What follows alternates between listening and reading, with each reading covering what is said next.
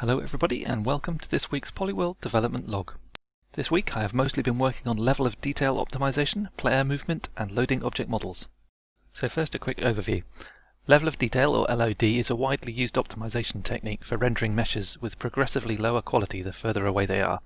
The way you do this in JMonkey Engine is that you take your existing array of vertices, for example the triangles in your terrain, represented at the top with the letters A to J here.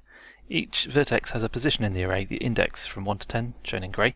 So for level 0 you create an array that contains the indices of your main vertex array, so that's every vertex. And then for level 1, a smaller array with only some of the vertices, all identified by their index, into the main vertex array. Then you create an even smaller array for level 2 and so on. Finally, you need some code to switch between these levels depending on how far away the mesh is from the camera. Now if you watch the mountain in the centre of the video carefully, as we move towards it you can see the levels of detail switching, starting with level 2, to level 1, and to level 0. Normally this would be obscured at least partially by fog, so it's less noticeable to the player. And of course, since there are always more terrain chunks that are further from the camera than nearer at any time, there are now less triangles to render, which improves performance.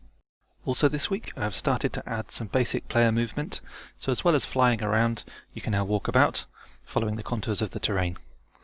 You can now jump, which required adding some gravity to bring you back down to Earth. This also means you can now walk down off the sides of hills and mountains if you wish. And if you're currently flying, toggling back into walking mode naturally applies gravity again. Walking forward is now prevented if the terrain gradient immediately in front of the player is too steep. However, if you head off to one side, the gradient is usually more gentle there, and so it's possible to climb all the way to the top of a mountain by carefully picking a route up to the summit. This technique was first discovered by my youngest daughter, who's therefore now technically the first mountaineer in PolyWorld. To get an idea of world scale, I created a simple low poly tree model in Blender and hooked it up to the mouse so that it places a tree every time you click. The trees are slightly different sizes and they're rotated a tiny bit to add some variety. From this I've realised that the relationship of scale between the player and the trees is about right, but the mountains now look way too small compared to the trees, so next week I'll need to upscale the terrain before starting to look at basic terrain modification. Thank you very much for watching, have a good day and see you next time.